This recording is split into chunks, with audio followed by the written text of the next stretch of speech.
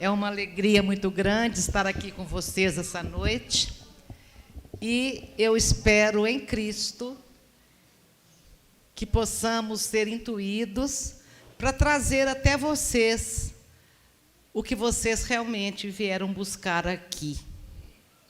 Eu rogo a Deus que, neste momento, nos intua e abra os nossos corações para o entendimento do que seja vencer a dor da morte. A minha proposta é muito ousada, porque as pessoas que estão passando por esta dor pensam que ela é invencível.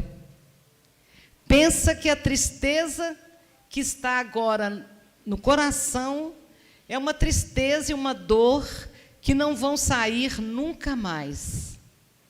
E eu quero, até ao final das nossas reflexões, ter conseguido modificar, pelo menos um pouquinho, essa perspectiva tão sombria que o enlutado, que a pessoa que passou por uma grande perda, traz em seu coração.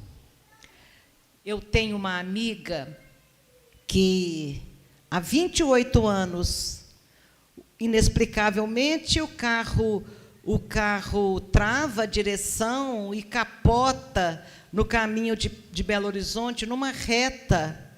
E ela estava com a mãe e os 2 filhinhos no banco de trás, ela na frente com o marido. E, daquele acidente, ela fica em coma, por 3 semanas em coma. E, quando ela acorda do coma, ela pergunta: qual dos meus 2 filhos vocês sepultaram? Então, mesmo em coma, ela acompanha aquela tristeza que foi para todo mundo enterrar aquele menininho de 2 anos e pouco, sem que a mãe estivesse acompanhando a despedida. E, deste acidente, a vida dela desmorona-se totalmente, porque o marido lindo havia tido um corte de fora a fora e havia deformado o rosto. Porque aquela vida linda que ela levava tinha sido desfacelada no momento que ela sai do coma, totalmente paraplégica. Essa menina, essa senhora, há 28 anos, me diz que essa dor não se vence. E um dia ela pede ao marido que vá à nossa livraria. Vai ter que desligar isso aqui, que eu não tenho idade mais para levar vento nas costas, não. Depois de certa idade, vento nas costas mata. Como é que é a piada? Tem 2 coisas que matam o velho. É um boi pela frente e um vento pelas costas. Eu estou aqui tentando manter a linha e o negócio está aqui. E eu tentando. Não, eu vou deixar. Mas não deu, desculpem, não deu. O marido dela chegou lá no nosso centro e disse: a Júlia mandou eu buscar um livro seu, que ela viu no jornal, que você lançou um livro, e ela mandou te dizer que vai ler o seu livro, mas que essa dor não se vence. Essa dor não se vence. E eu fiquei imaginando que tinha 28 anos que o filhinho dela havia ido, e ela estava pensando assim ainda. E eu disse para o marido dela: leve o livro, fala com ela para ler o livro, refletir. Se ela, ao final do livro, chegar à conclusão que essa dor não se vence, eu preciso de escrever outro livro, porque a doutrina espírita nos oferece todas as ferramentas para vencer essa dor. E digo melhor, não é a doutrina espírita que oferece, é Jesus. A doutrina espírita apenas nos explica o Evangelho de Jesus à luz da mais profunda espiritualidade. Então eu disse, leva para ela ler. E não tive tempo de saber o que ela achou. Mas depois o marido passa por mim de novo, e eu mando um outro recado para ela, que é um recado que eu dou aqui agora. A gente nunca se esquece que sepultou um filho. É impossível você esquecer que aquele filho passou pela sua vida e que você o sepultou. Sepultou o corpo dele. Então, isso é uma coisa que você nunca esquece. Mas lembrar uma dor não significa que continua doendo. E é essa a diferença. A minha amiga nunca havia esquecido aquele trauma, aquela situação.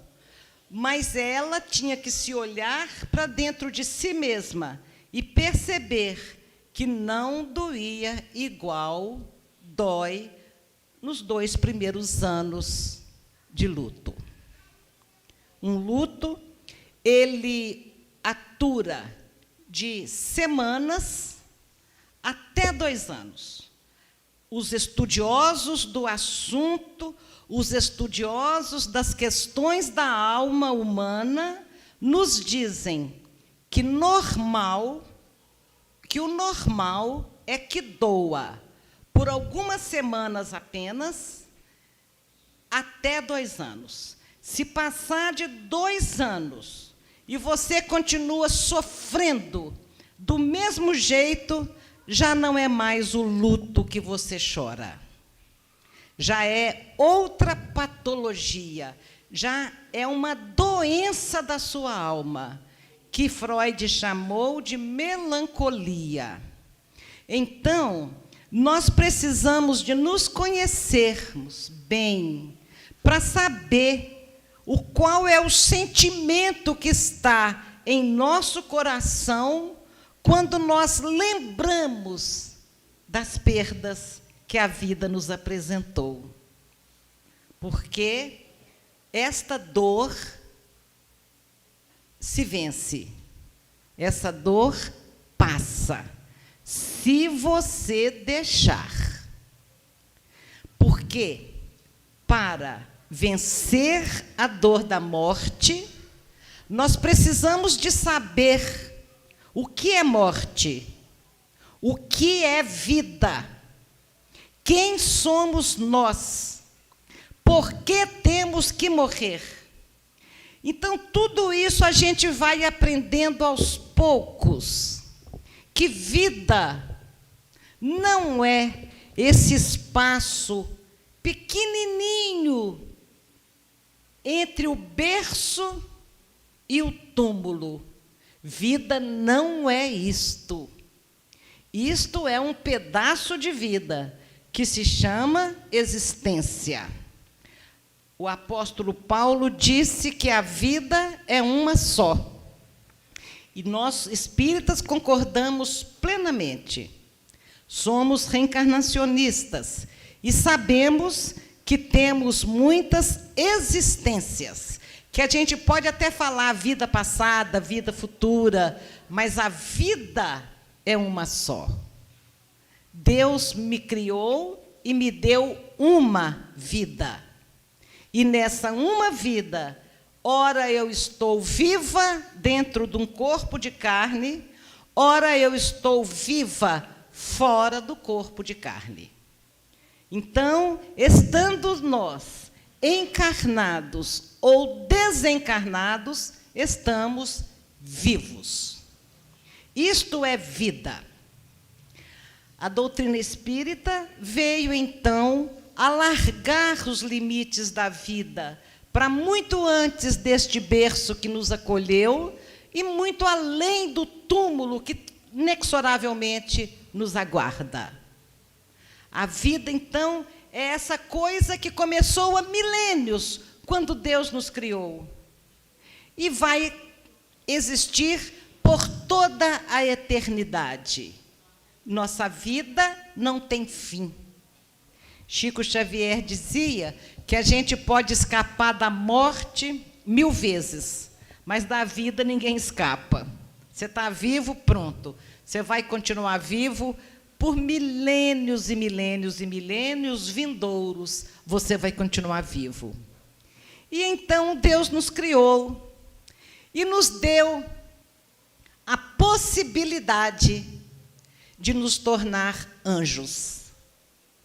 Ele nos colocou na centelha divina dentro de cada um de nós. Ele colocou as sementes da perfeição. E nós vamos entrando na existência da terra e saindo da terra, e vamos entrando e saindo muitas e muitas vezes até conseguirmos desenvolver todas as sementes de perfeição e bondade que estão dentro de nós, que fazem parte de nós. Então, o professor Allan Kardec pergunta e os espíritos respondem. O que a gente vai fazer na Terra? Por que a gente tem que encarnar?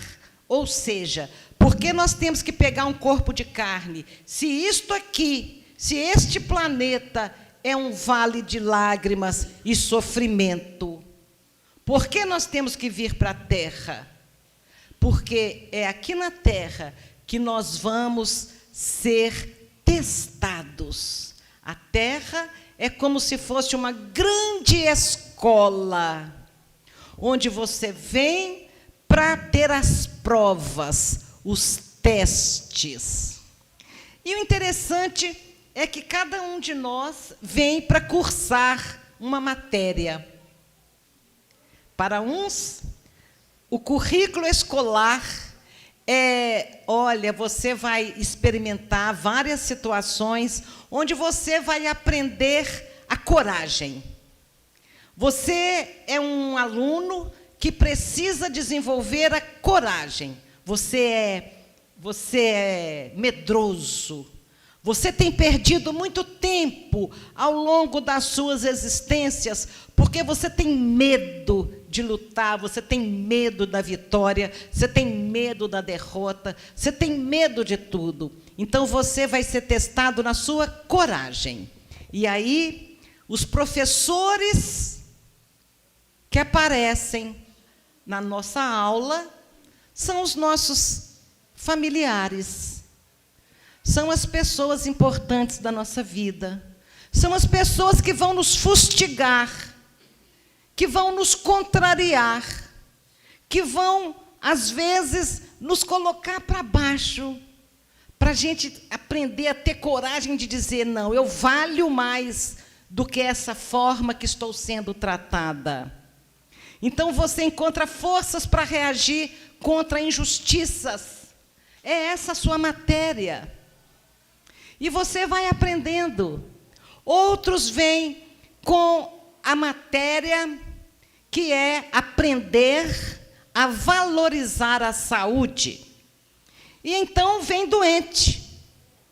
Vem doente para aprender a valorizar a saúde, para aprender a conquistar a saúde. Cada um de nós enfrenta o aprendizado que a vida oferece e, em determinados momentos, a prova. É aquele momento que você vai ser testado no que você já sabe, no que você consegue realizar. Você enfrenta as provas. E cada um de nós veio, então, com um aprendizado, apesar de que, no currículo geral, todos nós estamos aqui para aprender a amar uns aos outros, para aprender a desenvolver o potencial. segundo a questão 132 do Livro dos Espíritos. A gente está aqui para desenvolver o nosso potencial e atravessar essas provas para ver do que somos capazes de realizar. E então, cada um de nós vem para cá com o tempo planejado. Olha, você vai ficar 5 anos naquela escola. Você vai ficar 50 anos naquela escola. Você vai ficar 90 anos naquela escola.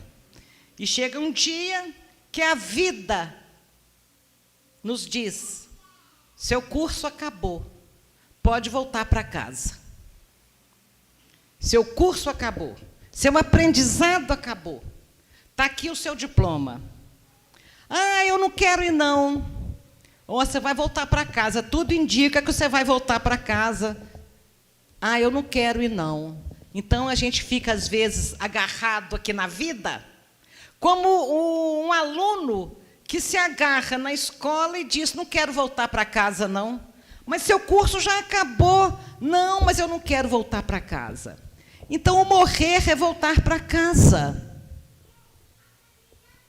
Morrer é voltar para casa. E nós viemos para o planeta Terra com o tempo do nosso curso já decidido. Cada um vem com um tempo decidido. E cada um vem com o gênero de morte definido também. O nosso destino não está pronto. Podemos modificar a nossa vida a cada dia, mas o jeito que vamos morrer raramente é modificado. Raramente.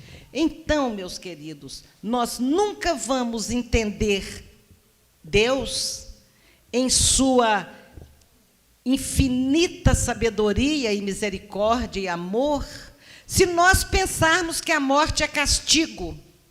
Dói. Desesperadamente dói. Mas não é castigo. É o voltar para casa. Dói muito.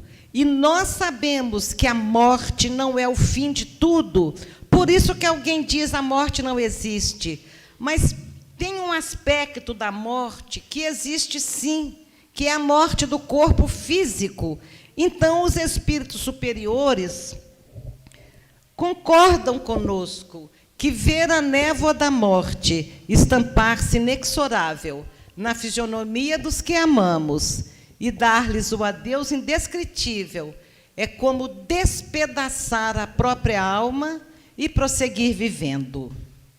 Então, quem já enterrou um ente querido sabe que é uma dor insuportável fechar o caixão sobre um rosto amado, sepultar aquele caixão, e chega a ser quase desumano ter que encontrar forças para sair caminhando da beirada de uma sepultura. É como se as nossas pernas endurecessem, enrijecessem e não quisessem sair dali, abandonando um filhinho ali, naquele local. É uma dor insuportável. Sepultar uma mãe, um pai, um irmão, um amor, é uma dor insuportável. Nós sabemos disso. E sabemos que essa dor tem tempo para terminar. Eu encontrei na doutrina espírita todas as ferramentas de superar essa dor. E as pessoas na minha cidade vinham me perguntar, depois que eu sepultei um filhinho, caçula, de 3 anos, onde que eu havia encontrado forças para recuperar a alegria de viver. E eu tentava dizer a elas o que me consolou na doutrina. E eu sentia que eu não estava conseguindo levar esse consolo. E eu perguntei a Chico Xavier: Chico, essas senhoras, elas têm me procurado, e eu sinto que eu não estou conseguindo consolar ninguém. Ele disse assim: minha filha, você é uma privilegiada, porque para você a dor chegou depois do Evangelho plantado no seu coração. Quando a dor chega antes, e aí que você vai procurar entender as leis da vida, vai procurar ouvir o chamado de Jesus: vinde a mim, vós que estáis aflitos, que eu vos aliviarei. Só depois da perda que você vai fazer essa busca da sua religiosidade, o sofrimento é um pouco maior. Então, o Chico achava que eu era privilegiada. Mas mesmo, gente, com toda a minha dor, as pessoas da minha cidade achavam que era diferente a uma mãe espírita. O filme As Mães de Chico Xavier escolheram a minha história para colocar lá no filme uma mãe espírita que compreendia as questões da vida e da morte razoavelmente e encontrava ali o consolo na própria religião. Esse era o objetivo de colocar a minha história no filme, para mostrar a diferença de uma pessoa que já tinha uma religião para uma pessoa que um dia foi batizada, que casou na igreja, mas que não se dedicou, porque o catolicismo tem a mesma mensagem maravilhosa de consolo. Mas as pessoas que se dizem católicas, muitas delas se dizem católicas porque um dia foram batizadas, porque um dia se casaram na igreja, porque um dia vão ter uma missa de 7º dia. Então, se nós não olharmos direito a situação, a gente pensa que o catolicismo não tem a força consoladora. E tem. As pessoas é que não se dedicam. Concorda, querido? É uma religião maravilhosa. E eu conheço mães, familiares, que têm conseguido encontrar Jesus ali, todo o consolo na sua fé também. É lindo. Não estamos aqui dizendo que apenas a doutrina espírita é a consolação máxima. Estamos dizendo que Jesus é a consolação máxima em qualquer expressão religiosa que você o procure. Mas o Espiritismo tem uma característica muito interessante, que tem respostas. Tem respostas de por que sofremos, de por que adoecemos, de por que morremos.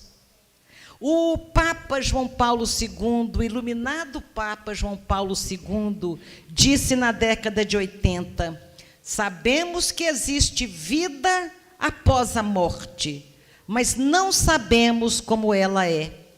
E nós sabemos, porque os espíritos voltaram e nos contaram como que é o mundo espiritual.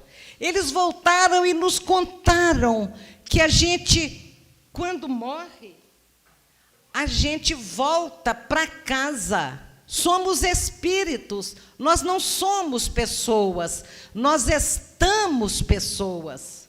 Mas, em essência, nós somos espíritos criados no mundo espiritual por Deus. Lá é a nossa casa. A gente sai de lá para vir para essa escola. E morrer é voltar para lá. Não precisa de ninguém ter medo da morte. Porque nós já morremos pelo menos umas 1000 vezes. E renascemos. Então, morrer é uma experiência que a gente já viveu muitas vezes. E quando acontece conosco, de ver um ente querido partir, a gente reage como se a morte não existisse nunca para ninguém. A gente reage como se a morte não fosse um fato que nos aguarda a todos. a gente reage de uma maneira estranhíssima, perguntando: por que Deus fez isso comigo? Então, a gente viveu levando em consideração apenas o ponto de vista materialista das nossas existências. Nós estávamos num corpo de carne, vivendo como se a vida aqui fosse eterna. Nem por um momento na nossa vida a gente parou para pensar no fenômeno morte. Nem por um momento na nossa vida a gente olhou um filho que acolheu nos braços, e nem por um momento a gente pensou: isso aqui não é meu, só está emprestado. A gente toma posse: meu pai, minha mãe, meu amor, meu filho, meu irmão. E está lá o Evangelho segundo o Espiritismo nos falando da verdadeira propriedade. Nosso realmente é aquilo que não nos pode ser tirado nem por Deus. A verdadeira propriedade é aquilo que não te pode ser tirado.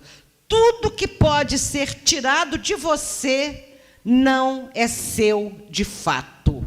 É uma ilusão de propriedade. Partindo deste raciocínio, nós vamos entender que este corpo que nos abriga hoje pode nos ser tirado a qualquer momento. Não é verdade? A qualquer momento, um mosquitinho pode nos picar e destruir o nosso corpo, e tomar esse corpo de nós. Então, nem este corpo, eu posso dizer meu corpo, porque é algo que não é meu de fato. Meu é a minha esperança. Ninguém tira a minha esperança. Meu e minha são as virtudes que eu colocar dentro do meu coração. Meu é o aprendizado que eu já tive. Meu ou minhas seriam sempre o resultado das minhas atitudes boas ou más. E isso é meu, está comigo. O resto é ilusão de propriedade. Nossos filhos não são nossos filhos. E nem, como disse Khalil Gibran Khalil, no livro O Profeta, que ele dizia que os nossos filhos são filhos da ânsia da vida. Também não são, não. Nossos filhos são filhos de Deus, assim como nós também. Ninguém pode ensinar caminho que não haja percorrido, disse o mentor de André Luiz, e ele escreveu através da psicografia de Chico Xavier, neste livro maravilhoso, que é um dos 14 livros que nos explicam como é a vida no mundo espiritual. Começa com o Nosso Lar, que todo mundo conhece, mas são 14 livros que nos fala do nascer, do morrer, do estar lá, de como que a nossa vida foi planejada para vir para cá, que nos responde por que nós nascemos doentes, que traz milhares de respostas para o nosso coração. Então, ali está dizendo que ninguém pode ensinar caminhos que não haja percorrido. Por isso que eu não estou aqui ensinando caminho nenhum para ninguém. Porque vencer a dor da morte é um caminho que eu ainda estou percorrendo. Porque não dói mais em mim, mas eu não aprendi ainda tudo que essa dor tem para ensinar. Então, é um caminho que eu ainda estou percorrendo. Não estou ensinando nada a vocês, estou compartilhando o que eu tenho aprendido. Dos meus pais, a maior gratidão, porque me receberam num berço espírita, me proporcionaram o convívio com Chico Xavier desde a minha mais tenra infância. Quando eu nasci, o meu pai era colega de serviço no Ministério de Agricultura, era o colega de Chico Xavier. Então, eu o via todos os dias ali. A nossa casa era dentro da fazenda modelo, onde eles trabalhavam. Com o Chico, eu consegui aprender coisas que, por mais que os séculos se dobrem sobre as esteiras do tempo, eu jamais esquecerei que, nessa existência, eu tive a oportunidade sagrada de conviver com uma alma que, até hoje, eu não sei medir a intensidade da luz que brilhou tão perto de mim. Eu ainda não sei quem foi Chico Xavier. Quando meu pai morreu, e eu não uso a palavra desencarnar, porque quando um caminhão atropelou meu pai, aos 66 anos de idade, ele morreu. O corpo do meu pai, a presença física do meu pai, isso é morte. O Chico nos contou que o espírito Bezerra de Menezes se aproximou do Chico em Uberaba e falou assim: o Chico, vamos a Belo Horizonte visitar o Lico e desligar os últimos laços que prende a alma dele no corpo. Está na hora da partida do Lico. Então, o Chico vem a Belo Horizonte, saindo de Uberaba, em espírito, naturalmente, ele se desdobra, né? A vida dos santos tem muito desse fenômeno, e eu não estou dizendo que Chico seja santo, estou dizendo, por exemplo, que Antônio de Pádua, ele foi canonizado santo porque ele estava na sala de aula, dando aula, quando alguém fala: o seu pai vai ser enforcado, acusado de um assassinato. E o Antônio, que nasceu na cidade de Pádua, na Itália, era contemporâneo de Francisco de Assis. O Antônio fala: mas eu tenho certeza que não foi meu pai que matou. Mas eles estão indo enforcar o seu pai. Então, o corpo do Antônio fica na sala em que ele estava, e a alma do Antônio sai e vai lá no local onde o pai dele seria enforcado, e se materializa, e diz: quem matou o fulano não foi meu pai, e mostra o assassino e tira o pai da forca. É por isso que, quando você vê alguém correndo, muito você fala: vai tirar seu pai da forca? Tem essa expressão aqui? É para tirar o pai da forca? Então, esse fenômeno, o Chico também tinha esta capacidade de deixar o corpo físico e ir em espírito. Só que ele não se materializou, porque não precisava. Então, ao lado de Bezerra de Menezes, ele desligou os últimos laços que prendiam meu pai ao corpo físico. O meu pai sai do corpo físico e, sentindo aquela perturbação natural de não entender direito o que estava acontecendo, sentindo a vista enevoada, e meu pai escuta assim: pai, e ele olha e não reconhece aquela moça. Pai, não está me reconhecendo, eu cresci. E ele, então, reconhece aquela moça.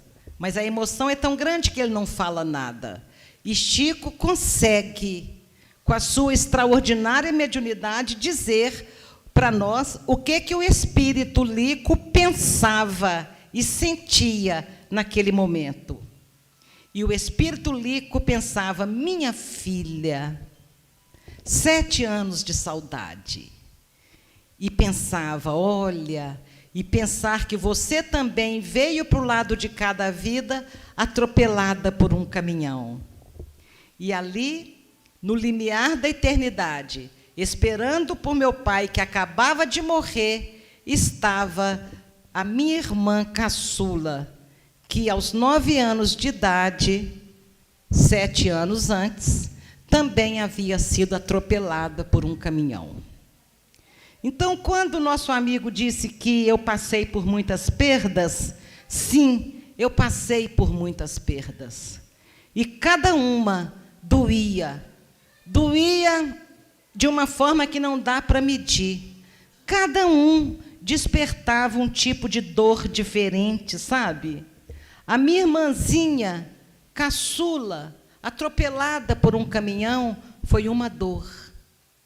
O meu pai, 66 anos, atropelado por um caminhão, foi outro tipo de dor. O meu filho foi outro tipo de dor. E as pessoas diziam, ainda bem que você é espírita, né? E eu pensava, eles pensam que o espírita não tem coração? Eles pensam que o espírita não sofre, não dói? Então, ainda bem que eu era espírita, para compreender a minha dor. E a doutrina espírita, então, é capaz de tirar totalmente do nosso coração o desespero. Mas a dor, só o tempo, o grande aliado de Deus, é que tira. Nós precisamos do tempo. Então, meus queridos, vencer a dor da morte é colocar no coração um ingrediente: paciência. Paciência, porque vai doer. Paciência, porque dói. Então, a gente para e pensa, ai, o que está acontecendo na minha vida? Ai, já sei. Então, é aquela garra de aço apertando a garganta, aquela mão de ferro apertando o nosso coração, mas que aos poucos, a cada noite, a cada relaxamento, a cada música suave que você ouvir, a cada leitura edificante que você recorrer, a cada prece, a mão vai soltando o seu coração e ele vai se curando de uma forma mágica. E quando você percebe, você está dando uma risada. E você interrompe a risada. Como é que eu posso estar rindo se eu sepultei fulano há poucos meses, há poucas semanas? E aí depois você começa a entender que o fulano sepultado mais quer é que você volte a sorrir. É o que todos eles voltam pedindo. Por Deus, conformem com a minha ausência, porque eu estou aqui muito melhor do que estava aí. E isso é um golpe na nossa arrogância materna. Escutar um filho dizer: a vida que eu tenho aqui hoje é melhor do que a vida que eu tinha aí. É uma paulada, porque você pensa que o seu amor de pai, que o seu amor de mãe é que dá para o seu filho tudo que ele precisa. E o amor do pai e criador dá aos nossos filhos coisas que nós nem imaginamos. Por exemplo, uma mãe e um pai lutam com um filho que se droga. E aquele filho sofre muito, muito, muito, porque ele não quer causar aquele sofrimento. Mas a droga, o vício, a doença que ele tem é muito maior do que a vontade que ele consegue arregimentar para o próprio coração. Então, sofrem os pais que querem tirar o filho daquela droga. Põe numa clínica, o filho foge, se droga. Põe numa clínica de novo, o filho tem outra recaída. E vai tentando, e vai tentando. Um dia esse filho se mata. Não suporta causar mais sofrimento para os pais. Não suporta ostentar a fraqueza de não vencer o vício. Ele se mata ostensivamente, ou ele tem uma overdose, ou ele é morto pelo traficante que ele não pagou, ou acontece alguma coisa e, tragicamente, esse filho sai dos nossos braços para os braços da morte. A terra não tinha condições de curar aquela alma. o amor do pai e da mãe não foi suficiente para curar aquela alma. E nenhum pai e nenhuma mãe precisa de se culpar do filho ter adoecido. Acontece que este filho chega no plano espiritual doente. E Jesus veio para os doentes. A primeira coisa que Jesus disse foi isso: os sãos não precisam de médico. Eu vim para os doentes. Então, há um amor divino acolhendo os drogaditos, acolhendo. E as colônias de tratamento são muito mais eficientes do que as colônias de tratamento aqui da Terra. E o amor de Deus permeando toda a criação, inclusive aqui na Terra, fazendo com que muitos consigam abandonar a droga e não saiam da vida prematuramente. Este amor lá, ele é mais perceptível. Ele é mais perceptível. Então, hoje, estudando sobre a sorte dos espíritos adoecidos que chegam no plano espiritual, eu posso abraçar uma mãe enlutada e dizer a ela: não se preocupe com o seu filho. Para eles, Jesus preparou no plano espiritual um grande hospital para acolher essas almas jovens e doentes. E ali eles vão, com certeza, colher o plantio equivocado de terem se entregado aos vícios, mas vão ter todas as condições de ter a bênção do recomeço, recomeçando a caminhada rumo ao crescimento espiritual. A misericórdia divina é extraordinária. Voltando à situação do meu pai, Chico conta que a emoção de encontrar com a filha, e eu gosto de contar que meu pai encontrou com a minha irmã, emocionou-se tanto que desmaiou e caiu no colo da mãe dele, que havia desencarnado 3 meses antes.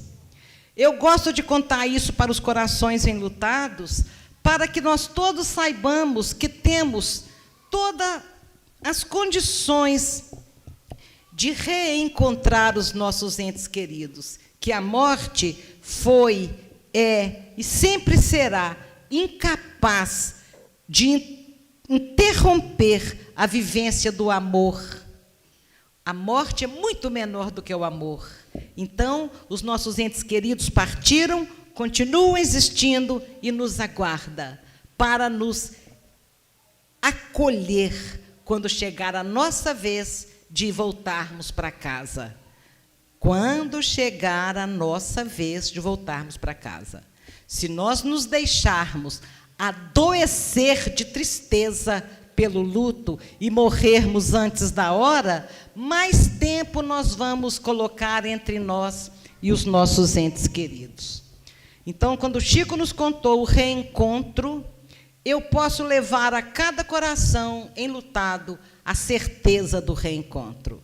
E Chico me disse, quando meu filhinho se foi: seu pai manda te dizer para você, qual foi o verbo que ele... suportar, para você suportar a sua dor com dignidade, porque um dia você vai dizer: graças a Deus, reencontrei meu filho.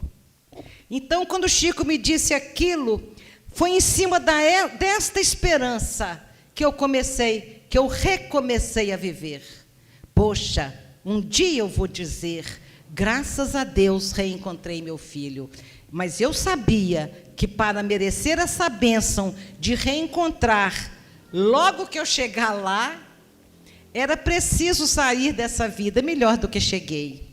E eu sei que um dia, na exata combinação entre misericórdia divina e merecimento, nós todos vamos viver essa maravilha que é reencontrar os nossos entes queridos. É isso aí. O caminho é o Evangelho, se possível, explicado à luz da doutrina espírita.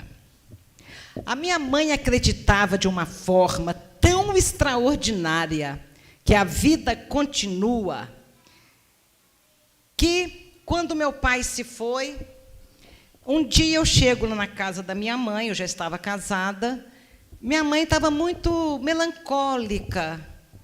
Tinha uns 2 meses que meu pai havia partido, após 41 anos de pura felicidade, que ela diz do casamento. 40 anos de pura felicidade. Sepultou 8 filhos, de pura felicidade. E ela estava um pouco triste. Uai, mãe, eu estou achando... Ah, vocês não riram do uai, não? Acabei de falar uai sem querer, me policio tanto. A senhora está muito triste hoje, mãe. O que foi? Ah, minha filha, eu estou aqui pensando. E a resposta que ela me deu, eu tenho que dizer a vocês, que em 1938, século passado, quando ela começa a conhecer meu pai, a minha mãe trabalhava na fábrica de tecidos de Pedro Leopoldo, que era o lugar onde trabalhavam as moças pobres, que não tinham conseguido estudar. Era lá que trabalhavam as irmãs do meu pai, era lá que trabalhavam as irmãs de Chico Xavier. E, quando a minha mãe conhece o meu pai, de vez em quando, aquelas moças, acompanhadas de suas mães ou de suas monitoras, né? Tinha sempre uma tia, uma madrinha, uma senhora que acompanhava a moça na balada. A balada começava às 7, terminava às 9, mais ou menos. E as senhoras ficavam sentadas em volta do salão. Não tinha mesa para o baile, não. Era sentada em volta, olhando as filhas dançarem. Quem dançasse 3 vezes com a mesma moça, as comadres já começavam a comentar: vai casar, vai dar casamento. E meu pai dançava com a minha mãe, e dançava com uma linda morena chamada Josefa. E, na outra balada, ele dançava com a minha mãe e dançava com a linda morena chamada Josefa. As comadres já começavam a comentar: com quem que Lico vai casar? Com Lia ou com Josefa? Seguindo o planejamento reencarnatório, Lico se casa com Lia. E, seguindo o planejamento reencarnatório, a Josefa morre aos 21 anos de idade, perpetuando na cabeça de todo mundo a própria beleza. E então eu volto agora para a sala da minha mãe, 40 anos depois. Meu pai havia morrido há pouco tempo. Mãe, a senhora está muito triste hoje. Por quê? Ah, eu estou aqui pensando, minha filha. Eu tenho certeza que Lico já encontrou com Josefa.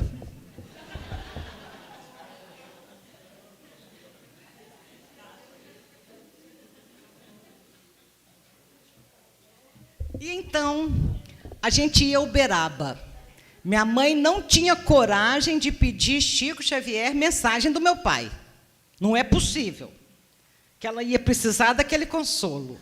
A gente sentava na mesa para comentar o Evangelho. Eu tremia mais do que falava. Porque comentar perto de Chico Xavier, vocês não imaginam que sofrimento que é isso. Então, quando acabava a reunião, Chico começava a ler as mensagens. E minha mãe ficava ali. Será que vai ter uma mensagem do Lico, né? Quando acabavam as mensagens, Chico chegava perto da gente e falava assim: ô Lia, Lico mandou dizer que está tudo bem, mas não vai ditar a mensagem não, porque eram tantos jovens precisando de falar com suas mãezinhas desesperadas. E minha mãe dizia: está muito certo, Chico, mas daí 6 meses ou nós de volta. 540 quilômetros, Uberaba de novo. Ô, Lia, Lico mandou dizer que está tudo bem, mas que tem tantos jovens, papapá, papapá. Está muito certo, Chico. Terceira vez, minha mãe já sai da reunião meio injuriada. O que foi, mãe? Aconteceu alguma coisa? Lico deve estar mesmo muito ocupado do lado de lá. Não tem nem tempo de me escrever uma carta. E em casa, nas suas orações, nas suas reclamações, a minha mãe dizia: Lico, por que tanto silêncio? Lico, por que tanto silêncio? Finalmente, 2 anos depois, meu pai não aguenta a pressão, né? O ciúme da minha mãe, ele pede ela em casamento de novo. E ela fica numa felicidade que eu achei a coisa mais engraçada do mundo.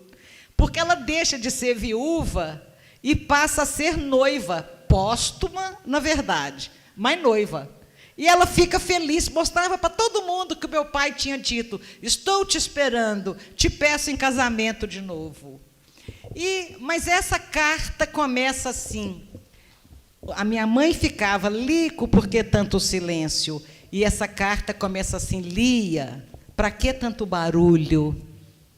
Então, eu conto essa história, não é só para a gente rir dela, não. Eu conto para que nós, os corações enlutados, saibamos que tudo que a gente pensar, sentir e falar, os nossos entes queridos do outro plano da vida vão captar com muito mais profundidade, porque os corações estão unidos de uma forma muito mais concreta, porque a mãe só vai ficar pensando naquele ente querido que partiu, porque o cônjuge só vai ficar pensando. Então, essa ligação de coração a coração faz com que os nossos entes queridos ouçam os nossos lamentos.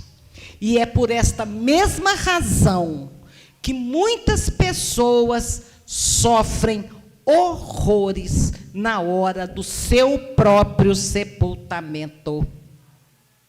Nós vamos para os velórios sem nenhum sentimento de caridade no coração e falamos coisas horríveis do coitado do morto.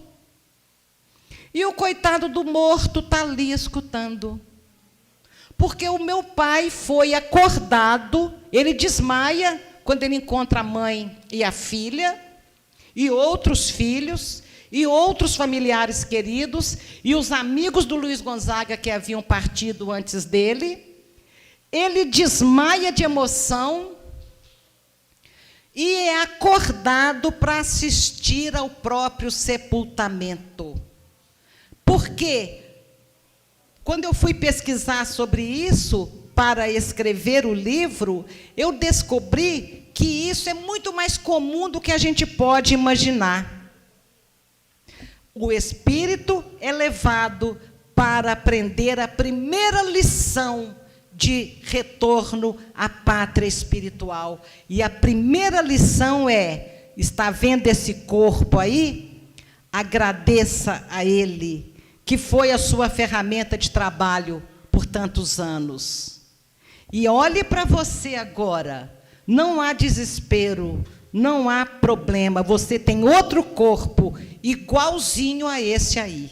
Então não vem fazer drama, não. Você está deixando um aí na terra, mas você tem um outro igualzinho. Essa é a primeira lição de imortalidade. Então, a gente vai para um velório e começa a conversar coisas que perturbam o coitado do espírito que está ali para a sua última lição da terra, para a sua primeira lição do mundo espiritual. Nós devemos ter uma conduta ilibada. Se nós não tivermos o coração preparado e predisposto a ir lá para oferecer as nossas vibrações de coragem, de força, de luz, de esperança, é preferível que a gente fique em casa, porque os nossos entes queridos vão sofrer. Os nossos amigos, entre aspas, vão sofrer com a nossa postura indevida nos velórios. Parece um encontro social, todo mundo conversando, todo mundo rindo, e o coitado do morto lá. E o coitado dos mortos, que não conseguiram sair do cemitério lá. Então, é um ambiente que pede, que implora a caridade da nossa seriedade, da nossa oração. Isso é muito importante.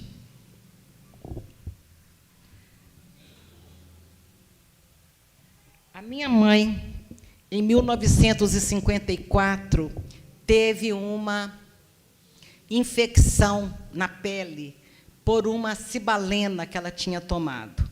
O corpo abriu em feridas quase. E nós morávamos, nesta época, a poucos metros do escritório de Chico Xavier, na Fazenda Modelo. O Chico passava na nossa casa para aplicar passes em nossa mãe. Com alguns dias, toda a pele da minha mãe já tinha melhorado, todos aqueles eczemas, aquelas erupções já havia passado. Mas na testa dela ficou uma mancha vermelha escura, meio arroxeada. E ela perguntou ao Chico: Chico, essa mancha não vai sair? Ele falou: não, Lia, essa mancha não vai sair nunca mais. Para todas as vezes que você se olhar no espelho, você saber que nessa existência você trocou uma lepra por trabalho. E aqui eu peço ao França, ou a doutora, ou alguns de vocês, que depois façam uma palestra sobre esta escolha. Escolha de provas. A minha mãe escolheu renascer e sofrer uma lepra. Ela tinha culpas na alma, ela tinha feridas na alma, e ela precisava de um corpo físico para deixar aquelas feridas. E ela pede a lepra, porque a lepra seria o remédio que ia purificar o seu corpo eterno. E então, os mentores que aconselhavam a minha mãe na hora do planejamento reencarnatório falam: você não precisa da dor. Você pode escolher o amor. Escolha trabalhar. Escolha servir. Deus não quer que a gente sofre. E Jesus disse isto quando o apóstolo Pedro escreveu na sua primeira epístola, capítulo 4, versículo 8, que o amor cobre a multidão dos nossos pecados. Nós não precisamos de vir para essa escola e ter provas dolorosas. Nós podemos vir e exercitar o amor, porque aí a dor não precisa de vir nos educar a alma. É isso que a gente tem que aprender. Este é o meu filho que cai da garupa da bicicleta da babá. Todos os dias eles passeavam e tinha a bicicleta apropriada de passear com ele. O pneu estava furado da bicicleta, que tinha a cadeirinha, o cintinho, e ela colocou meu filho numa bicicleta grande, na garupa, para numa esquina, ele desce da bicicleta para comprar um pirulito. Quando ele volta para a bicicleta, que ele vai subir na bicicleta parada, quando ele volta para a bicicleta, ele, no impulso de subir na bicicleta, ele dá um impulso muito forte, passa direto e cai do outro lado. Bate a cabeça no chão e dá um cortezinho muito pequenininho aqui. Eu mostro para o médico: olha aqui, Rangel bateu a cabeça no chão, precisa de ponto? Ele olha: não precisa não, um cortezinho superficial, mas vão dar 2 pontinhos aí só para cicatrizar melhor. Uma queda totalmente inofensiva. Numa sexta-feira, 12 de agosto. No dia 15 de agosto, segunda-feira, feriado, o meu filho tem a primeira convulsão às 7 horas da manhã, antes de 10 horas ele estava morto. A babá me dizia: eu matei seu filho, você me perdoa? Não, você não matou meu filho. Depois ela voltava desesperada: eu matei seu filho, me perdoa. Não, você não matou meu filho. E tentava explicar para ela. Um dia eu já estava em condições de explicar para ela: olha, você é responsável pela queda. Você não poderia ter colocado um menininho tão pequenininho numa bicicleta grande. Você é responsável pela queda, mas você não é responsável pela morte. Ele poderia não ter morrido de uma quedinha tão boba, mas ela não entendia a diferença. Depois eu tentava de novo explicar e ela não entendia, porque as leis que regem as nossas vidas, nos 2 planos da existência, que a gente estuda na doutrina espírita, nos dá esta convicção de que Deus não permite que nós nos matemos uns aos outros atabalhoadamente, por descuido, por acaso. Então eu tentava dizer a ela: olha, meu filho não morreu porque caiu da bicicleta. Meu filho caiu da bicicleta porque estava na hora dele morrer. E ela não entendia a diferença. Por fim, eu disse: tá bem, você quer ouvir o perdão? Eu perdoo. Então, vamos fazer de conta que você é responsável, mas eu te perdoo. Quando eu chego em Uberaba, estabelecemos um diálogo com Chico Xavier, que é exatamente o que saiu no filme. Nessa hora, o Chico falava disso comigo. E com todas as licenças poéticas do filme, não dá tempo de eu contar para vocês como é que esse filme foi montado. Tudo que acontece nele é verdadeiro, mas nem tudo é de uma só pessoa. Então, vamos supor, a Vanessa Gerbelli representava a minha história, mas vai para a porta da escola, ver as crianças entrarem para a escola e chora de inveja e de saudade. Não era o meu caso, meu filhinho nem estava na escola ainda. Então, mas uma outra mãe ia para a escola e ficava lá na porta da escola chorando. Então, tudo é verdadeiro, mas vai juntando os fatos, às vezes, com um só personagem. Mas este diálogo foi exatamente como aconteceu. Eu me aproximo do Chico, de cara eu vou chegando, ele fala assim comigo: você perdoou a babá, não é, minha filha? Era uma afirmação, e eu falo com ele: perdoei. Ele fala: você acha que fez muito por tê-la perdoado? Você tinha que ter agradecido que foi dos braços dela que ele caiu, e não dos seus. Nem você, nem o Aguinaldo suportariam o remorso. E eu, então, começo a pensar sobre o outro lado do perdão. Quantas vezes nós nos julgamos tão sábios, tão magnânimos, tão generosos, porque perdoamos aquelas pessoas complicadas que entram em nossas vidas e nos causam grandes dores. Aquelas pessoas complicadas que funcionam na nossa vida como um instrumento cego das nossas programações reencarnatórias. Então, eu precisava de agradecer a babá, que entrou na minha vida, fazendo parte da história e sendo ela a responsável pelo acidente que estava programado antes de renascermos, ser ela a responsável, o que tiraria dos meus ombros o peso da culpa. E isso acontece com nós todos, com todos nós. Acontece com todos nós. As pessoas difíceis estão na nossa vida, nos causando sofrimentos que, se elas não estivessem, as situações nos trariam sofrimentos muito maiores. Vou dar um exemplo. Eu tenho conversado há uns 3 meses com o pai que esqueceu a filhinha dentro do carro. E ela morreu 4 horas depois, com aquele calor do Rio de Janeiro. Então, a culpa que ele sente, já pensaram?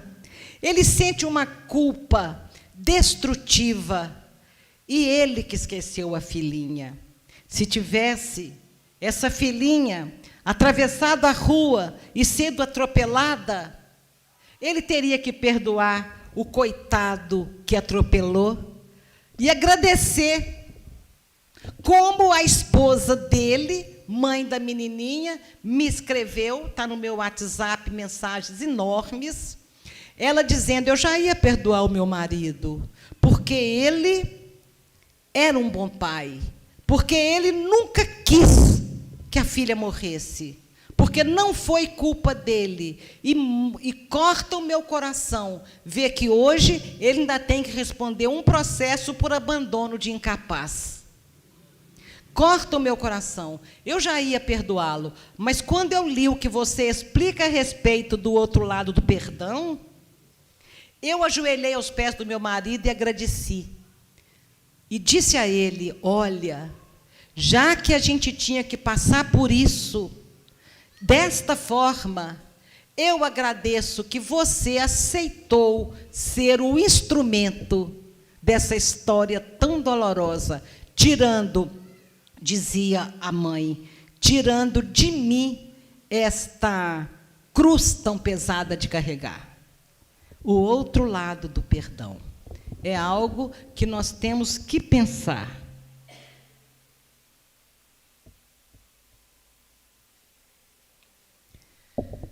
A vida foi passando. O Chico me explicou que o meu filho era um espírito que, na existência anterior, havia se comprometido através do mau uso da inteligência. Quando você usa mal um órgão do seu corpo, você estraga aquele órgão no seu corpo eterno, que é a sua alma. Vamos supor que você, num acesso de ódio, dá um soco na cara do seu pai. E você, então, pode fazer com que apodreça o seu braço da alma. E você fica lá no mundo espiritual, na vida eterna, sem aquele braço. E um dia você precisa de voltar para o corpo físico para vivenciar o aprendizado, para consertar aquele pescoção que você deu, para amar de novo aquele pai que um dia você desamou tanto, e você renasce com um braço atrofiado. O sofrimento que isso te trará vai fazer com que você aprenda a nunca mais usar o seu braço para agredir um ente querido ou não. Então, você desencarna, deixando aquele estrago no corpo físico, e vai embora livre com seu braço inteiro. O meu filho havia se comprometido através da inteligência. O cérebro espiritual dele estava estragado. Ele sentia dores de cabeça. Então, ele pede a misericórdia divina, a bênção de vir para a terra e deixar no corpo físico aquele estrago. Este estrago, o Chico me disse, que se expressaria na forma de um aneurisma que romperia com queda ou sem queda. E eu não estou dizendo que todos os aneurismas seja porque a pessoa um dia usou mal a inteligência. Estou dizendo que, especificamente no caso do meu filho, ele havia usado mal a inteligência. Que aquele aneurisma romperia por volta de 3 anos, com queda ou sem queda. Por isso eu tinha que agradecer à moça, porque não foi dos meus braços que o meu filho caiu. E o Chico me conta algo que eu posso levar de consolo tantas mães, para tantas pessoas enlutadas, que eu posso levar aquela certeza que o acaso não existe. Certezas são intransferíveis, eu sei, mas eu mostro uma realidade onde cada um vai raciocinar em cima dela e criar e deixar nascer no seu coração as suas próprias convicções. O Chico me conta a brincadeira que os meus 3 filhos faziam na minha sala de televisão, onde eles jogavam no chão todas as almofadas e ficavam brincando de cambalhotas. E o Chico me conta que o meu pai, desencarnado há 4 anos, ficava ali na hora daquela brincadeira para segurar a cabeça do meu filhinho, para que ele não batesse a cabeça no chão e morresse antes da hora. Se Deus tem meios para proteger uma criança de 3 aninhos, em vez dela morrer em fevereiro, em março, ela morrer em agosto, porque o planejamento era este, Deus está descuidando de uma pessoa que morre na porta de um hospital, aguardando um órgão de transplante? Deus está descuidado de quem está dirigindo por uma estrada e um caminhão atravessa a pista, colhe uma família e leva 5 pessoas embora de uma vez? É porque Deus descuidou e não olhou? Então, nós temos certeza que as leis de Deus não permitem que as pessoas tirem a nossa vida antes da hora. Antes da hora. Ninguém vai antes da hora. Nenhuma bala perdida existe. Nenhuma bala perdida. A bala só alcança quem está na hora de partir e partir daquele gênero de morte. O acaso não existe. O acaso não existe. Cada pessoa que estiver aí, abrigando no coração a culpa, se eu tivesse feito isso ou aquilo, fulano não tinha morrido. Não, nada que você fizesse ia acrescentar 1 minuto na vida de ninguém. Não está nas nossas mãos. Não está nas nossas mãos. Nem apressar e nem retardar a vida do outro. As leis são perfeitas. O ladrão, ele pode escolher hoje, nem que eu me drogue, nem que eu mate alguém, mas eu arrumo um dinheiro para me drogar.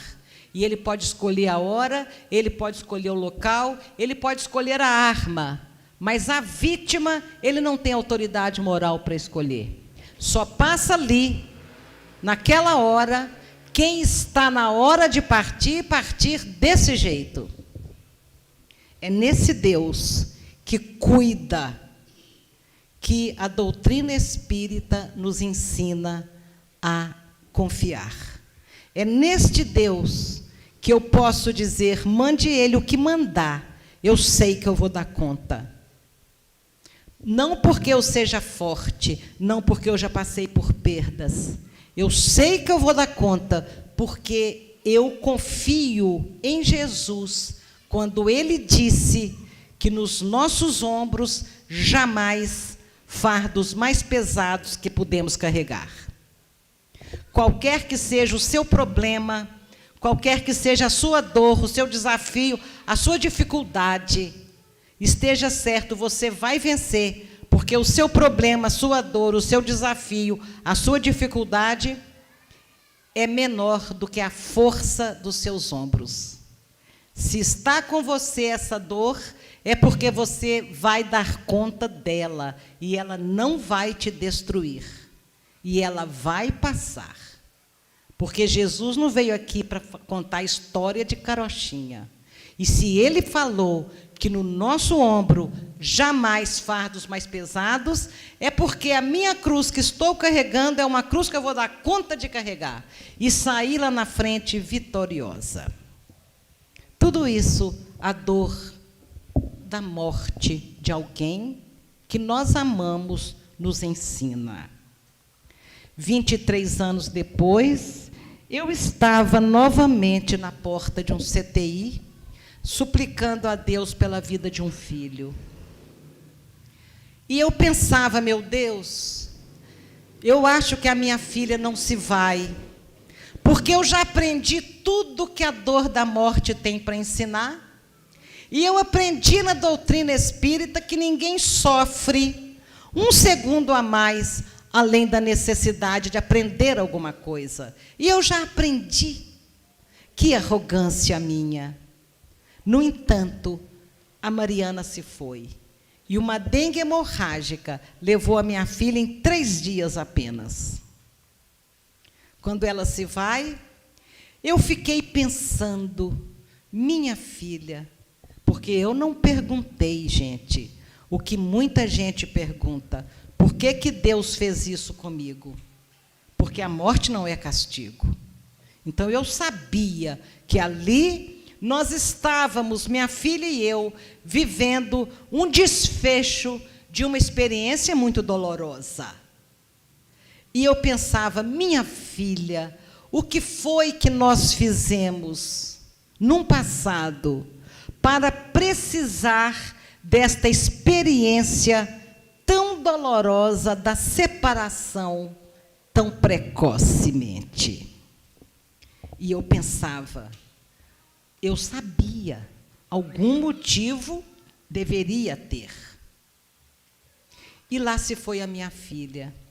E eu pensava, eu ensinei minha filha a morrer.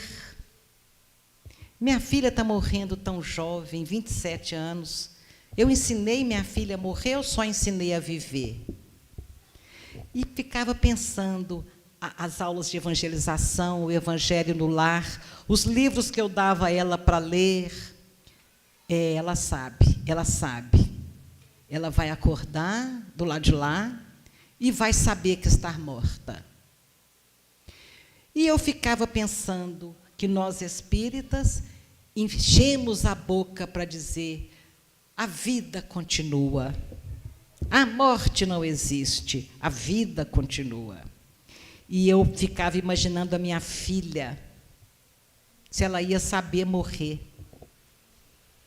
Porque morrer é muito fácil. Um mosquitinho mata. A questão complicada é o desencarnar. E a minha filha, chegando no plano espiritual, ela ia acordar e, sim, ia ver que a vida continua.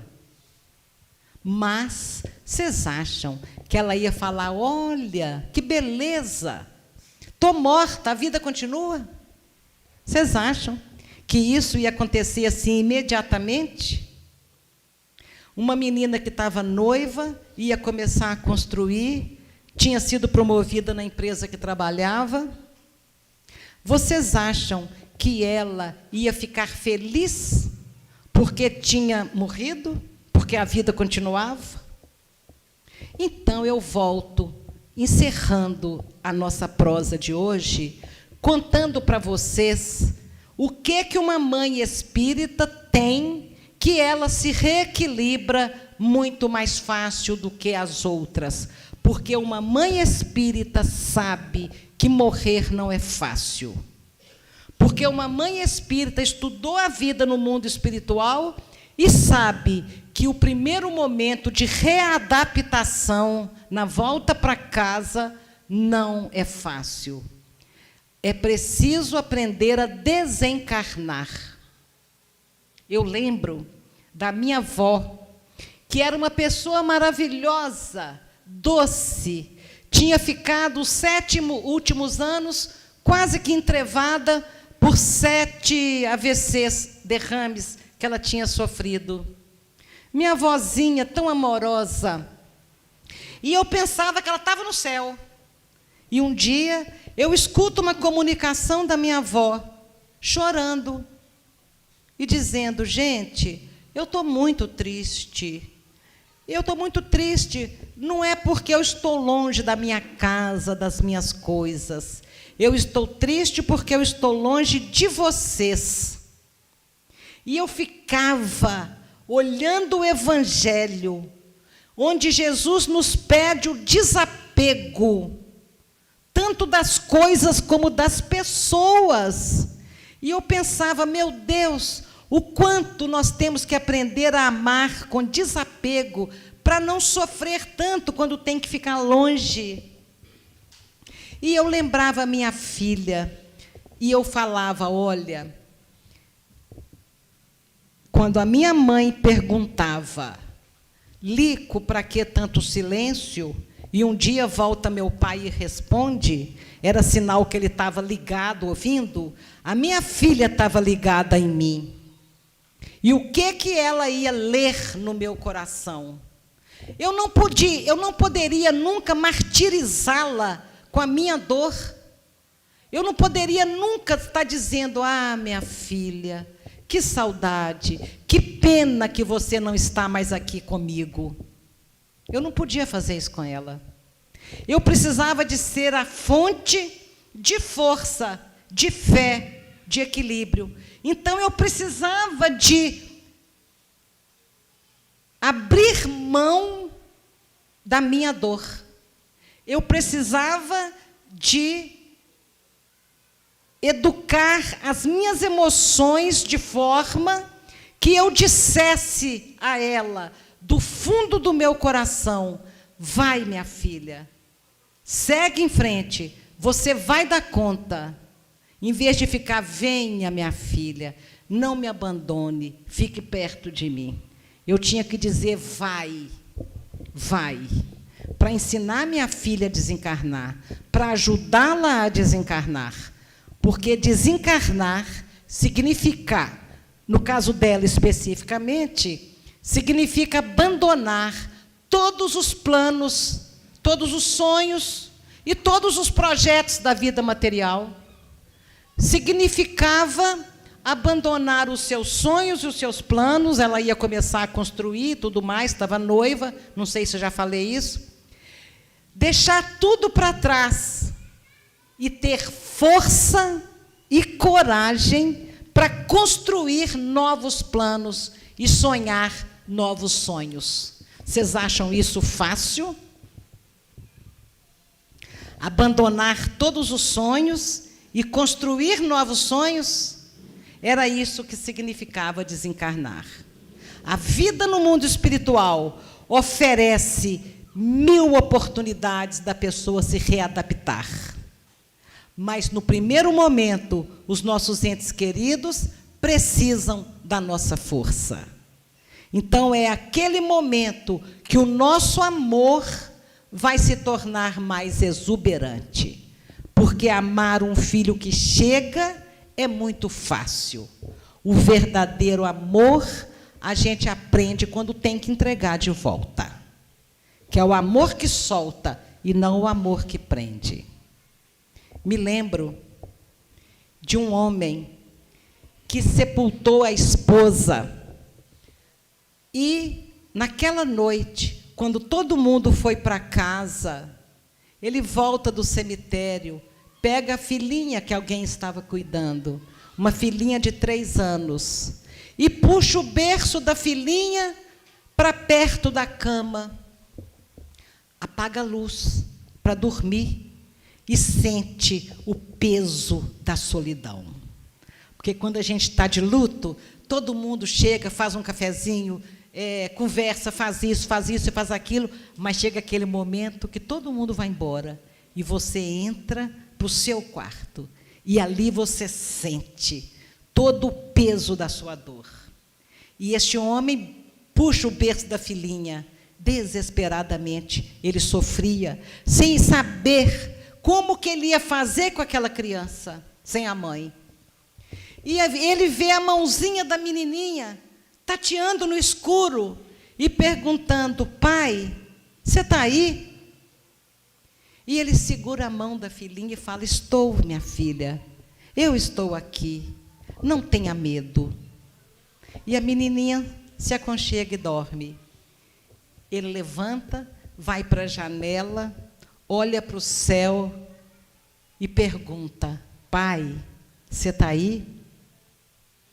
E ele conta que naquele momento ele recebe a resposta de Deus, como se Deus segurasse nas mãos dele e dissesse: eu estou aqui, eu estou com você, não tenha medo.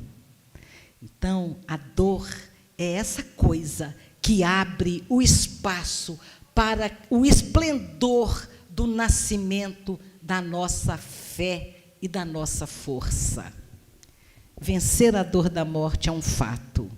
O tempo é o grande aliado de Deus, mas nós não conseguiremos nada disso se não recorrermos à oração. Olha a beleza do que Santo Agostinho nos ensina. O homem se eleva em oração e Deus se inclina em misericórdia. Muito obrigada, uma boa noite a todos.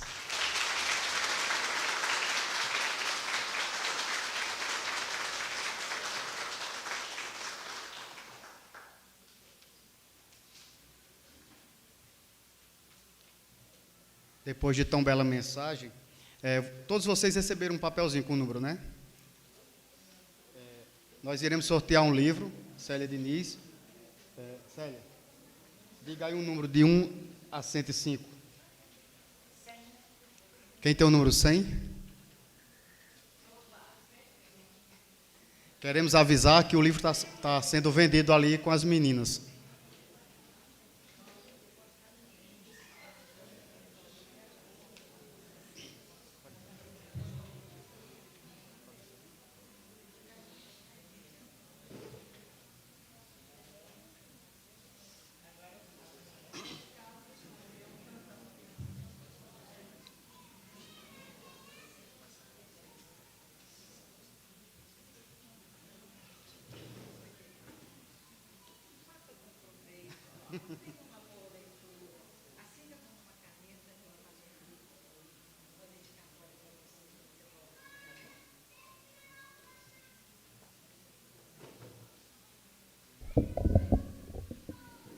Ainda emocionados com a belíssima mensagem proferida esta noite pela querida Célia Diniz, convidamos mais uma vez o Wesley Gama para fazer nossa prece de encerramento musicada.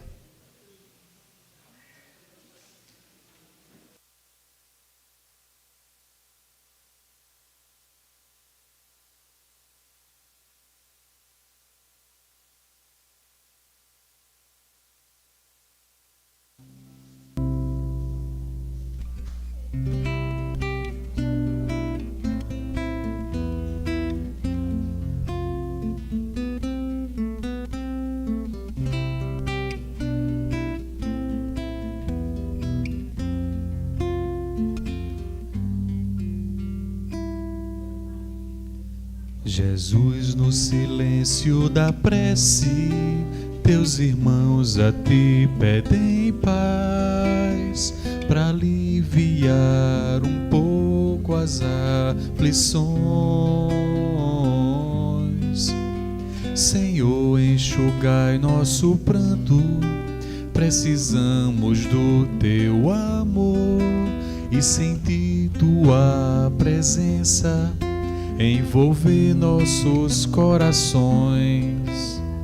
Por isso vem, Jesus, e ao seu encontro queremos te seguir e afastar o mal da terra e acabar de vez com a guerra e caminharmos juntos rumo à luz. e ir ao seu encontro. Queremos te seguir e afastar o mal da terra e acabar de vez com a guerra e caminharmos juntos rumo à luz. Lara.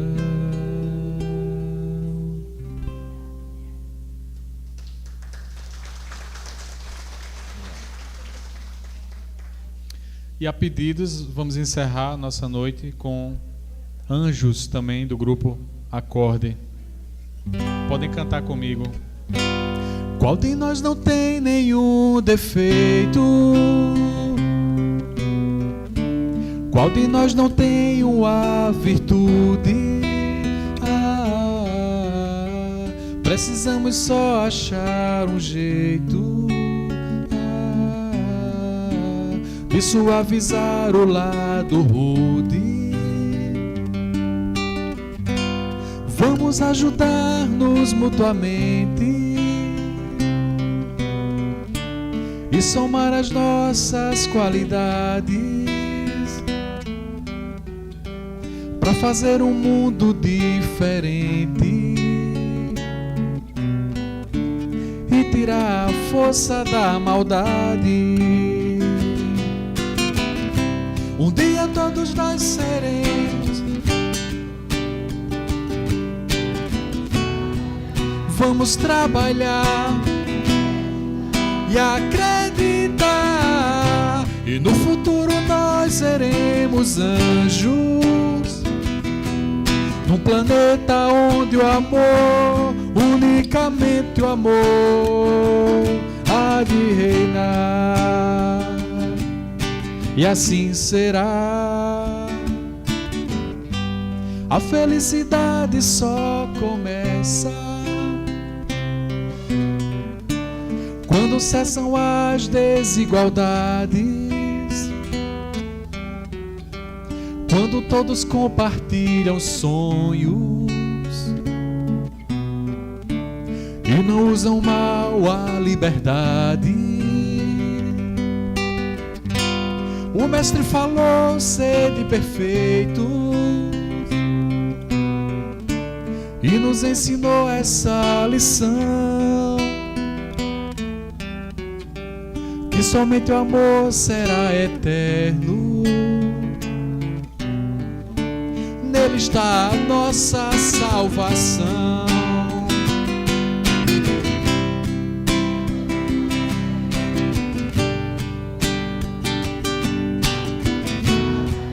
Vamos trabalhar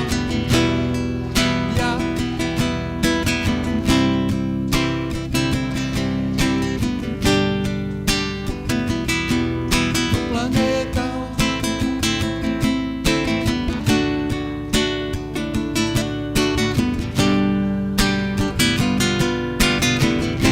Um dia todos nós seremos anjos. Vamos trabalhar e acreditar.